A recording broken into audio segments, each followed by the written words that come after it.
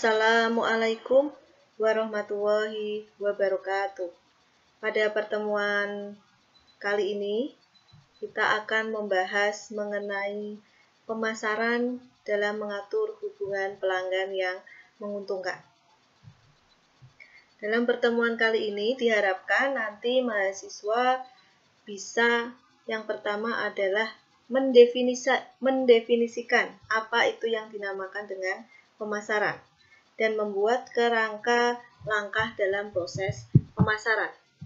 Kemudian yang kedua, diharapkan mahasiswa bisa menjelaskan apa itu pentingnya dalam memahami pelanggan dan juga pasar, serta mengidentifikasi 5 konsep inti pasar.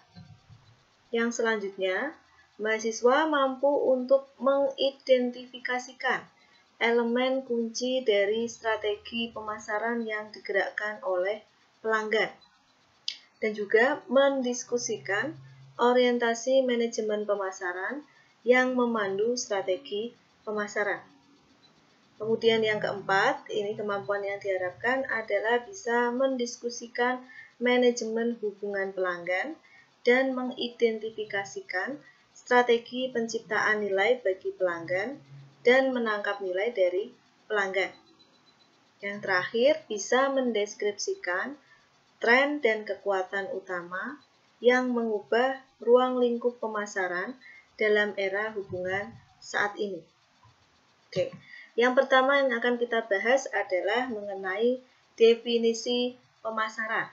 Ya, Anda pasti sudah sering mendengar apa itu yang dinamakan dengan pemasaran. Nah, bagaimana dari definisinya? Definisi dari pemasaran ini adalah proses. Proses di mana perusahaan menciptakan nilai bagi pelanggan dan juga membangun hubungan yang baik dengan pelanggan yang kuat untuk menangkap kembali nilai dari pelanggan tersebut. Jadi bagaimana seorang pemasar nanti bisa menciptakan nilai bagi pelanggan, juga membangun hubungan yang baik dengan pelanggan, serta nanti akan menangkap kembali nilai dari pelanggan tersebut. Yang selanjutnya, ini Anda bisa lihat dalam gambar proses dari pemasaran. Jadi bagaimana proses pemasaran ini bisa menciptakan nilai untuk pelanggan dan juga membangun hubungan yang baik dengan pelanggan. Nah, langkah yang pertama adalah pemasar ini harus bisa memahami pasar. Ya, bagaimana seorang pemasar ini harus paham terlebih dahulu pasar yang dimasukinya. Dan juga apa kebutuhan serta keinginan dari pelanggan. Nah, setelah pemasar mengetahui apa yang dibutuhkan oleh pelanggan dan memahami pasar, langkah berikutnya adalah pemasar bisa merancang strategi pemasaran. Kemudian, strategi pemasaran ini tujuannya apa? Untuk mendapatkan, mempertahankan, serta menumbuhkan pelanggan sasaran. Kemudian langkah selanjutnya apa? Langkah selanjutnya setelah pemasar bisa merancang strategi pemasaran adalah pemasar bisa membangun program pemasaran yang benar-benar bisa memberikan nilai unggul. Nah, program pemasaran yang bagaimana yang bisa memberikan nilai unggul? Banyak sekali program pemasaran yang bisa dilakukan oleh pemasar. Bisa dengan bauran promosi, salah satunya. Kemudian langkah selanjutnya adalah membentuk dasar bagi langkah yang keempat dengan membangun hubungan pelanggan yang bisa menguntungkan dan menciptakan kepuasan. Ya, jadi membangun hubungan yang menguntungkan dan menciptakan kepuasan. Jadi kalau tadi sudah bisa mengetahui keinginan, sudah buat rancangan strategi, kemudian sudah membangun program, nah yang keempat adalah membangun hubungan. Bagaimana agar konsumen atau pelanggan ini, brand image kita di mata pelanggan itu akan baik. Yaitu bagaimana nanti seorang pemasar bisa menjaga hubungan yang baik dengan pelanggan dan menciptakan kepuasan. Jangan sampai produk kita hanya akan dibeli satu kali, kemudian konsumen atau pelanggan tersebut tidak akan kembali menggunakan produk tersebut. Nah, ini berarti kurang dalam menjaga hubungan yang baik dengan pelanggan. Nah, kemudian langkah yang terakhir, perusahaan mendapatkan hasil dari hubungan pelanggan yang kuat dengan menangkap nilai dari pelanggan. Nah, misalkan konsumen atau pelanggan tadi sudah puas dengan produk kita, otomatis dia akan melakukan pembelian ulang. Nah, ini yang dinamakan dengan menangkap kembali nilai dari pelanggan.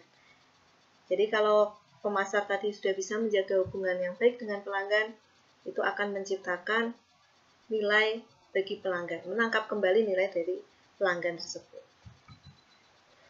Yang selanjutnya, memahami pasar dan pelanggan. Jadi bagaimana perusahaan ini akan mempelajari dan memahami kebutuhan, keinginan, permintaan, dan dari pelanggannya. Kemudian pemahaman ini bisa membantu mereka dalam merancang penawaran pasar yang memuaskan keinginan dan membangun beban nilai hubungan pelanggan yang bisa dipakai untuk menangkap nilai seumur hidup pelanggan dan pangsa pelanggan yang lebih besar lagi. Nah, ini hasilnya adalah peningkatan ekuitas jangka panjang pelanggan bagi perusahaan. Kemudian yang selanjutnya adalah pembahasan mengenai konsep inti pasar. Nah, ada 5 konsep inti pasar. Yang pertama tadi adalah seorang pemasar harus bisa memahami apa kebutuhan, keinginan, dan permintaan dari pelanggan. Nah, siapa pelanggan yang akan disasar terlebih dahulu? Kita akan mengetahui apa kebutuhannya, apa keinginannya, dan bagaimana dengan permintaan pasar tersebut. Nah, ini ya, kebutuhan. Apa yang dinamakan dengan kebutuhan? Kebutuhan adalah keadaan yang muncul dari perasaan kekurangan. Ya, jadi kalau kita merasa kurang, itu akan muncul suatu keadaan butuh akan sesuatu hal. Kemudian kalau keinginan adalah bentuk kebutuhan manusia yang terbentuk oleh budaya dan kepribadian seseorang. Jadi kalau keinginan ini adalah terbentuk karena budaya atau lingkungan sekitar atau kepribadian seseorang tersebut.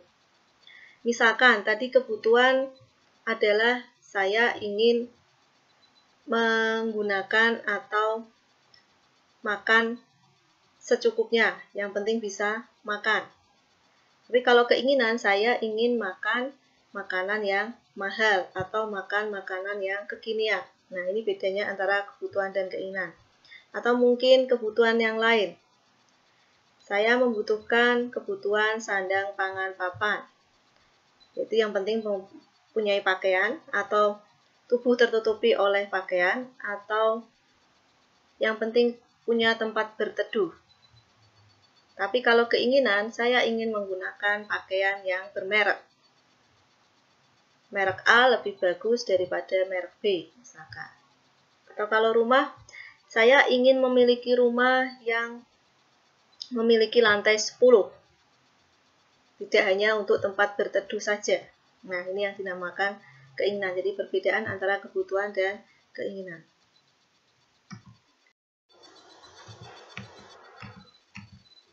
Oke, saya lanjutkan. Jadi jika keinginan dan kebutuhan tadi didukung oleh daya beli, ini bisa menjadi sebuah permintaan.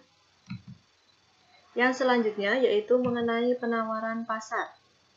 Penawaran pasar ini adalah produk, jasa, informasi, atau pengalaman yang ditawarkan ke pasar untuk memuaskan kebutuhan atau keinginan tertentu. Yang selanjutnya, ini yang harus dihindari oleh seorang pelanggan, yaitu adanya rabun jauh pemasaran atau marketing miopia. Adalah kesalahan akibat lebih memperhatikan produk tertentu dari perusahaan, alih-alih manfaat dan pengalaman yang dihasilkan oleh produk tersebut. Jadi membeli produk karena mungkin image-nya yang sudah baik, tanpa melihat manfaat dari produk tersebut. Nah, ini yang harus dihindari. Jadi ketika akan membeli sebuah produk, itu dilihat manfaatnya terlebih dahulu. Jangan brand atau memperhatikan produk tertentu dari perusahaan X atau Y saja. Kemudian, pertukaran dan pasar. Ini pertukaran adalah tindakan untuk mendapatkan objek yang diinginkan dari pihak tertentu dengan menawarkan imbalan. Sedangkan pasar ini adalah kumpulan semua pembeli aktual dan potensial dari suatu produk dan jasa. Jadi kalau pengertian pasar adalah tempat ketemunya pembeli dan penjual saja itu salah. Yang benar adalah semua pembeli aktual dan juga potensial. Karena apa? Karena tidak semua pembeli itu adalah aktual dan juga potensial. Bisa saja dia hanya melihat-lihat. Tidak ada keinginan untuk membeli. Kemudian ini ada gambar dalam sistem pemasaran modern. Yang pertama adalah pemasok. Pemasok di sini menyediakan atau menyuplai bahan-bahan yang akan digunakan oleh perusahaan maupun pesaing dalam rangka menciptakan nilai bagi pelanggan. Nah, kemudian diproses setelah jadi, kemudian bagaimana cara menghantarkan nilai bagi pengguna akhir, yaitu melalui perantara pemasaran. Sehingga nanti akan disampaikan atau disalurkan kembali oleh perantara pemasaran sampai ke pengguna akhir. Kemudian, yang selanjutnya mengenai, ini 5 konsep orientasi pasar. Yang pertama adalah konsep produksi. Jadi dalam konsep produksi ini, tugas manajemen adalah bagaimana meningkatkan efisiensi produksi dan menurunkan harga. Jadi ketika produksi itu bagaimana kita bisa menekan biaya produksi. Kemudian untuk konsep produk, ini konsumen itu lebih menyukai produk yang menawarkan kualitas, kinerja, dan fitur inovatif. Dalam konsep produk ini, yang ditekankan adalah bagaimana kita menciptakan produk ini lebih unggul dari produk yang lain. Jadi adanya diferensiasi produk dari segi kualitas, dari kinerja, ataupun dari fitur. Kemudian yang selanjutnya yaitu konsep penjualan. Jadi konsumen tidak akan membeli produk organisasi kecuali organisasi mengadakan penjualan dalam skala besar dan usaha promosi. Jadi di sini konsep penjualan itu bagaimana perusahaan itu menciptakan produk sebanyak-banyaknya dengan tujuan untuk meningkatkan penjualan. Jadi langsung produknya sama, hampir sama, dengan jenis konsumen yang sama, tidak ada perbedaan karena tujuannya tadi adalah untuk meningkatkan jumlah penjualan. Yang selanjutnya yaitu konsep pemasaran. Jadi pencapaian tujuan organisasi ini tergantung pada penentuan kebutuhan dan keinginan, target pasar, dan menghantarkan kepuasan yang diinginkan secara lebih efektif dan efisien daripada pesaing. Jadi dalam konsep pemasaran, bagaimana tadi seorang pemasar harus menentukan terlebih dahulu apa itu yang dinamakan kebutuhan dan keinginan konsumen. Dia harus tahu terlebih dahulu siapa konsumen yang akan disasar, kemudian bagaimana strategi pemasarannya, bagaimana program pemasaran yang akan dijalankan sampai bisa menciptakan nilai bagi pelanggan serta menjaga hubungan baik dengan pelanggan. Hingga nanti jangka panjangnya bisa menangkap kembali nilai dari pelanggan tersebut. Itu yang dinamakan konsep pemasaran. Sedangkan konsep pemasaran yang berwawasan sosial ini menghasilkan kepuasan pelanggan dan kesejahteraan sosial jangka panjang. Nah, ini ya perbedaan antara konsep menjual dan konsep pemasaran ya. Jadi kalau di konsep menjual, titik awalnya dari pabrik, perusahaan. Pusat perhatian pada produk, sasarannya hanya untuk menjual. Menjual produk yang sudah dibuat tadi. Dengan tujuan untuk keuntungan melalui volume. Jadi meningkatkan laba sebesar-besarnya. Kemudian kalau konsep pemasaran, ini titik awalnya pasar sasaran. Siapa konsumen yang akan disasar? Kemudian menilai atau mengetahui apa kebutuhan dari pelanggan tersebut, sehingga nanti bisa menciptakan tadi strategi pemasaran dan program pemasaran yang terkoordinasi, sehingga tujuan akhirnya keuntungan melalui kepuasan. Jadi tidak hanya mendapatkan laba secara finansial, tapi juga konsumen bisa merasa puas karena sudah menggunakan produk dari perusahaan. Nah, ini bedanya konsep menjual dan konsep pemasaran. Kemudian, manajemen hubungan pelanggan, ini proses membangun dan memelihara hubungan pelanggan yang menguntungkan dengan menghantarkan nilai dan kepuasan pelanggan yang unggul. Tujuannya adalah untuk menghasilkan ekuitas dari pelanggan. Nah, ini kunci untuk membangun hubungan yang langgeng adalah dengan menciptakan nilai dan kepuasan yang unggul. Nah, bagaimana strategi menciptakan nilai bagi pelanggan? Ini jadi perusahaan tidak hanya ingin mendapatkan pelanggan yang menguntungkan, tetapi membangun hubungan yang akan mempertahankan dan menumbuhkan pangsa pelanggan baru. Jadi harus memerlukan strategi manajemen hubungan pelanggan yang berbeda-beda. Nah, tujuan dari strategi menangkap kembali nilai dari pelanggan adalah bagaimana membangun hubungan yang benar dengan pelanggan yang tepat. Jadi yang namanya menjaga hubungan yang benar ini, siapa konsumen yang akan disasar tersebut. Jadi tidak semua konsumen itu bisa ditangkap kembali nilainya. Maksudnya adalah tidak semua konsumen itu akan kembali membeli produk dari kita kalau kita tidak dengan tepat memilih pelanggan sesuai dengan pasar sasaran tadi. Kemudian yang selanjutnya, ini perkembangan baru yang utama dalam pemasaran adalah adanya suatu hubungan. Nah, saat ini semua pemasar mengambil keuntungan dari peluang baru untuk membangun hubungan dengan pelanggan mereka, mitra pemasaran mereka, dan dunia di sekitar mereka. Nah, ini tadi yang bisa saya sampaikan dalam pertemuan kedua kali ini mengenai konsep pemasaran. Kurang lebihnya saya mohon maaf. Wassalamualaikum warahmatullahi wabarakatuh.